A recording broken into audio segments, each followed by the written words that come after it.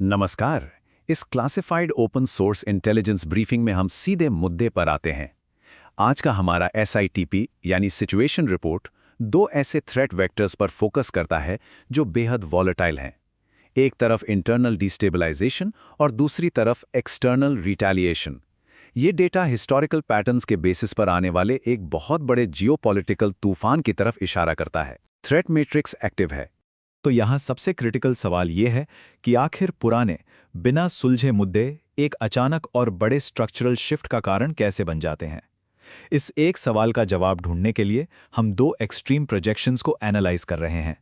पहला, 2026 में वेस्ट बंगाल का प्रोजेक्टेड इंटरनल कोलैप्स, और दूसरा 2025 में पाकिस्तान के खिलाफ एक हाइपोथेटिकल मिलिट्री एस्केलेशन। शुरू करते हैं डॉसिए 1 से, वेस्ट बंगाल का इंटरनल थ्रेट असेसमेंट। अगर हम टाइमलाइन पर नजर डालें तो इंटेल शुरू होती है 1977 से। 34 साल का लेफ्ट रूल, जहां ट्रेड यूनियन इश्यूज के चलते इंडस्ट्रीज बाहर चली गईं। सिंगुर से टाटा नैनो प्लांट का निकलना इसका एक प्रोमिनेंट एग्जाम्पल है। फिर 2011 में पावर शिफ्ट हुआ, TMC आई, लेकिन 2021 तक आते आते पोस्ट पोल वायलेंस के अलार्मिंग पैटर्न्स रिकॉर्ड किए गए। और ध्यान दीजिए, यही वो डेटा पॉइंट्स हैं जिसके बेस पर सोर्स 2026 में एक कंप्लीट रेजीम चेंज प्रोजेक्ट कर रहा है। अब जरा इस नंबर को देखिए, 6 लाख करोड़ रुपए। ये फिगर अपने आप में काफी अलार्मिंग है। सोर्स पॉइंट आउट करता है कि स्टेट का डेट जो पहले 2 लाख करोड़ था, वो रैपिडली एस्केलेट होकर 6 लाख करोड़ क्रॉस कर गया। क्यों? क्योंकि फंड्स को प्राइमरीली वेलफेयर स्कीम्स और फ्रीबीज में डाइवर्ट किया गया, जबकि इसके पैरेलल इंडस्ट्रियल ग्रोथ लगभग रुकी हुई दिखती है। और डेट के साथ जुड़ता है सिस्टेमिक करप्शन।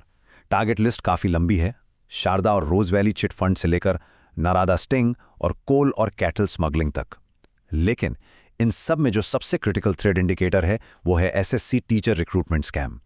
रेट्स के दौरान 50 करोड़ रुपए से ज्यादा कैश का मिलना, ये एक क्लियर इंस्टीट्यूशनल फेलियर और डीप रूटेड क्राइसिस की तरफ इशारा करता है।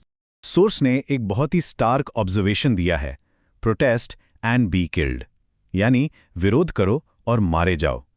क्लेम्स के मुताबिक वहां वायलेंस को पूरी तरह से इंस्टीट्यूशनलाइज कर दिया गया है। 2018 के पंचायत इलेक्शंस और फिर 2 मई 2021 की पोस्ट पोल वायलेंस, ये पैटर्न्स डिक्टेट करते हैं कि पॉलिटिकल ओपोनेंट्स को स्ट्रैटेजिकली और सिस्टमैटिकली टारगेट किया गया। लेकिन हर एक्सप्लोजन के पीछे एक स्पार्क होती है। यहां वो फ्लैश पॉइंट है 2024 का RG car medical college incident. Source इस ट्रैजिक इवेंट को सबसे बड़ा कैटलिस्ट मानता है जिसने स्टेट में एक अनप्रेसिडेंटेड पब्लिक एंगर ट्रिगर किया। और यही वो टर्निंग पॉइंट है जो 2026 के प्रोजेक्टेड ओवरहॉल को मोमेंटम दे रहा है। तो यहाँ डेटा में एक मैसिव कॉन्ट्रास्ट क्रिएट होता है।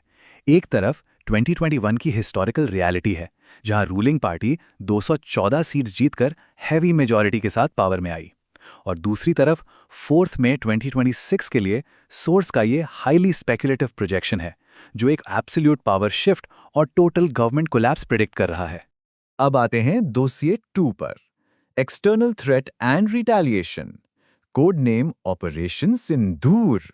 इनिशियल थ्रेट वेक्टर मैप होता है 22 अप्रैल 2025 को, लोकेशन पहलगाम की बाइसरन वैली। इंटेल एक हाइपोथेटिकल लेकिन डेवस्टेटिंग टेरर अटैक डिटेल करती है जिसमें 26 सिविलियंस टारगेट होते हैं। कैजुअलिटीज में एक newly wed military officer lieutenant Vinay Narwal और लोकल गाइड आदिल हुसैन शामिल हैं। सिचुएशन इंस्टेंटली क्रिटिकल फेज में चली जाती है। इस स्ट्राइक के तुरंत बाद सोर्स के मुताबिक Indian intelligence Swift tactical actions initiate करती है। पहला, इंडस रिवर का फ्लो रोकना। दूसरा, अतारी बॉर्डर इफेक्टिवली क्लोज करना और सभी वीज़ास कैंसिल करना। फिर 6 मई को नॉर्थ इंडिया में मैसिव मॉक ड्रिल्स शुरू होती हैं। ये ड्रिल्स असल में दुश्मन को कंफ्यूज करने और उन्हें आइसोलेट करने की एक परफेक्टली टाइम्ड डाइवर्जन टैक्टिक बताई गई है। फिर 7 मई को मिलिट्री एक्शन लॉन्च होता है। थंजावुर एयरबेस से जेट्स टेक ऑफ करते हैं, और इनकी क्लासिफाइड स्ट्राइक लिस्ट सिर्फ बॉर्डर तक लिमिटेड नहीं है। ये hypothetical operation line of control से 100 किलोमीटर डीप पेनिट्रेट करता है, जिसमें सियालकोट, मुरीदके और बहावलपुर जैसे मेजर टेरर हेडक्वार्टर्स को डायरेक्टली न्यूट्रलाइज करने का प्लान आउटलाइन किया गया है। 25, ये फिगर यहाँ बहुत क्रूशियल है। सोर्स स्ट्राइक को सिर्फ एक इमीडिएट रिएक्शन नहीं मानता, इसे एक 25 साल पुराने स्कोर को सेटल करने के रूप में फ्रेम किया गया है। सीधे शब्दों में ये 1999 के IC-814 कंधार हाईजैक का एक डायरेक्ट और कैलकुलेटेड वेंजेंस है। और इस वेंजेंस का सबसे बड़ा टेकडाउन एक हाई वैल्यू टारगेट का एलिमिनेशन है। अब्दुल रऊफ अजहर, मसूद अजहर का भाई और उसी कंदाहार हाईजैक का मास्टरमाइंड। इस टारगेट का मारा जाना इस प्रोजेक्टेड ऑपरेशन की शेयर डेप्थ और एब्सोल्यूट लिथैलिटी को एस्टैब्लिश करता है। अब रिटेलिएशन आना तो तय था, लेकिन सोर्स के मुताबिक ये कंप्लीटली फेल हो जाता है। पाकिस्तान के 5 फाइटर जेट्स शूट डाउन हो जाते हैं, जबकि इंडिया का S-400 एयर डिफेंस ग्रिड हर एक इनकमिंग थ्रेट को एफिशिएंटली इंटरसेप्ट कर लेता है, एक इम्पेनेट्रेबल शील्ड। और इसी एब्सोल्यूट टैक्टिकल डोमिनेंस के नतीजे में 10 मई को एक Swift cease fire agreement enforce हो जाता है। इस ऑपरेशन का कंक्लूजन मिलिट्री से ज्यादा साइकोलॉजिकल और सिंबॉलिक है। एक जॉइंट प्रेस कॉन्फ्रेंस होती है जिसे 2 फीमेल ऑफिसर्स लीड करती हैं, कर्नल सोफिया कुरैशी और विंग कमांडर वामिका सिंह, एक मुस्लिम एक हिंदू। ये मूव स्पेसिफिकली डिजाइन किया गया है ताकि टेररिस्ट के रिलीजियस डिवाइड को डिप्लोमैटिकली डिस्ट्रॉय किया जा सके। अब चलते हैं ब्रीफिंग के फाइनल असेसमेंट पर। दोनों थ्रेट वेक्टर्स का सिंथेसिस। अगर हम इन दोनों डॉसियर्स के ओपन सोर्स डेटा को एक साथ देखें तो कुछ अनडिनाइबल पैटर्न्स उभर कर आते हैं। पहला, बिना सुलझे हुए ग्रीवेंसेस हमेशा एक्सट्रीम स्ट्रक्चरल चेंजेस को फोर्स करते हैं। दूसरा, एक सिस्टम का परसिस्टेंट फेलियर एक न एक दिन पॉलिटिकल ओवरहॉल को इनवाइट करता ही है। और तीसरा, हिस्टोरिकली जो वल्नरेबिलिटीज छूटी हैं वही फ्यूचर की रिटेलिएटरी अग्रेशन का ब्लूप्रिंट बनती हैं।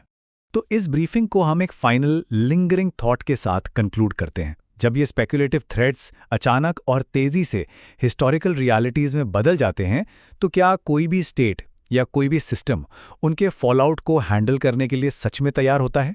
एक बात क्लियर है, ये जियोपॉलिटिकल स्टेबिलिटी शायद उतनी सॉलिड नहीं है जितनी हमें लगती है। Briefing concluded.